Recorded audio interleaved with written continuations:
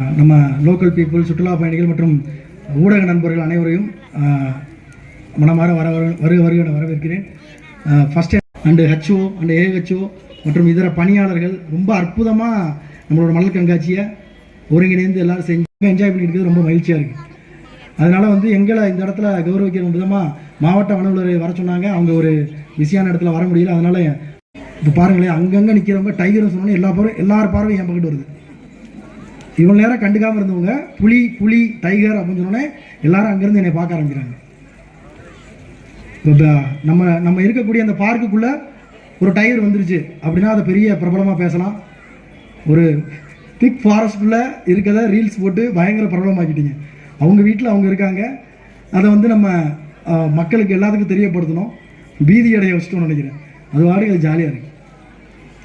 வரக்கூடிய சுற்றுலா பயணிகள் உங்களோட குழந்தைகளுக்கு முதல்ல சொல்லிக் கொடுக்க வேண்டிய விஷயம், நீங்கள் கீழே இருப்பீங்க, தூக்கி போட்டு வந்திருப்பீங்க. கையை தூக்க சொன்னால் இங்கே இருக்கிற ஒரு 90% ஆட்கள் கை தூக்கலாம். நானும் இந்த துறைக்கு வர்றதுக்கு முன்னாடி நானும் குப்பை போட்டவன் தான். இன்னொன்று, இந்த விலை மதிப்பற்ற கொடைக்கானலை 2004 நான் காலேஜ் படிக்கும் போது இங்கே வந்திருக்கேன். குணா கேவுக்குள்ளே போகிறதுக்கு அலௌடு இருந்திருக்கப்ப அப்போ எல்லாம் நான் உள்ளே போயிருக்கேன். பேரிஜம் போயிருக்கேன். பேரிஜத்தில் ஒரு காக்கா கூட பார்த்தது கிடையாது. நான் 2004, 2005, 2006 அது இயற்கையாக வந்ததா செயற்கையாக வந்ததா? அது எதுக்கு சார் நமக்கு ஆராய்ச்சி பண்ணிக்கிட்டு? அது செயற்கையாக, அது பருவமடைகிற டயத்தில் அதுவாக நம்மளோட பெண்கள் மாதிரி எடுத்து மேக்கப் போடும். இந்த மூஞ்சிக்கு மட்டும் மேக்கப் போடும். நீங்கள் கண்ணை மூடிட்டு ரொம்ப தூரத்தில் இருக்க குரங்கு மூஞ்சி சிகப்பாக இருந்துச்சுன்னா அது பெண் குரங்குன்னு கண்ணை மூடிட்டே சொல்லிடலாம். பெண் குரங்கு மட்டும்தான் மேக்கப் போடும். ஆண் குரங்கு எதுவுமே மேக்கப் போடாது. நான் காலையில் அவசரத்தில் சீப்பை கூட எடுக்கல. உங்களுக்கு தெரியும் எப்படி நீங்கள் கிளம்பி வந்தீங்கன்னு. இதுதான் உண்மை. அது வந்து செயற்கையாக இந்த இயற்கை கொடுத்தது. அதுக்கும் நானும் அழகாக இருக்கேன் அப்படின்னு காமிக்கிறதுக்காக, ஒரு ஆணை கவர்றதுக்காக அது இயற்கையாக இல்லாமல் செயற்கையாக மேக்கப் போடும். ஒரு விஷயம் இருக்குது நிறையா. நான் ரொம்ப இந்த கொடைக்கானல் ரொம்ப அற்புதமாக பார்த்த டைம் வந்து கொரோனா டைம். அப்போ வந்து கவர்மெண்ட் ஜீப்ஸ் மட்டும் தான் போகும். ஒரு குரங்கு கொடுத்தீங்க, ஒரு சிப்ஸ் பாக்கெட்டை கொடுக்குறீங்கன்னா உண்மையிலே நீங்கள் 1000 கோயிலுக்கு போனால் கூட அந்த பாவம் தீரவே தீராது. ஏன் தீராது? பாவம் அதுவே வாயில்லா ஜீவன் சார். அது ரோட்டில் நிற்கிது, எட்டி பார்க்குது, அதனால கொடுக்குறோம். நான் எக்ஸாம்பிள் அடிக்கடி சொல்கிற விஷயம், நான் இருக்கேன், என்னோடய பையன் இருக்கா, என்னோடய பொண்ணு இருக்கா, ரோட்டில் உட்காந்துருக்கேன். எனக்கு யாரோ வந்து ஒரு உணவு கொடுக்குறாங்க, அந்த உணவை வாங்கி சாப்பிட்றேன், சாயந்தரம் திருப்பி போயிடுறேன். திருப்பி அதே மாதிரி நமக்கு கைக்கு சாப்பாடு வந்துடும். நம்ம வேலைக்கு போக தேவை கிடையாது. இப்போ நான் காலையில் யூனிஃபார்ம் போட்டு ஜீப் எடுத்துகிட்டு வேலைக்கு போனேன்னா, ஓ இப்படிலாம் உழைச்சாதான், நல்லா படித்தாதான் இப்படி இந்த இடத்துக்கு வர முடியுங்கிற விஷயத்தை யார் சொல்லிக் கொடுப்பா? நம்ம தான். மனித இனம் தான் ஒரு மனிதனுக்கு சொல்லிக் கொடுக்க முடியும். இப்போ என்ன செய்கிறோம்? நம்ம சாப்பிட்ற சிப்ஸை குரங்கு கொடுக்குறோம். ஒருத்தவர் கொடுப்பாரு, ஒருத்தவர் கொடுக்க மாட்டார். கொடுக்காதவர் என்ன செய்யும்? கையை பிடிச்சி பராண்டி பிடுங்கும். இன்றைக்கி அதுவாலாம் குரங்கு எங்கேயுமே பிடுங்கலை, அதுவாலாம் எங்கேயும் இங்கே வரல. நம்ம ஒருத்தர் கொடுத்து பழக்கிட்டோம்.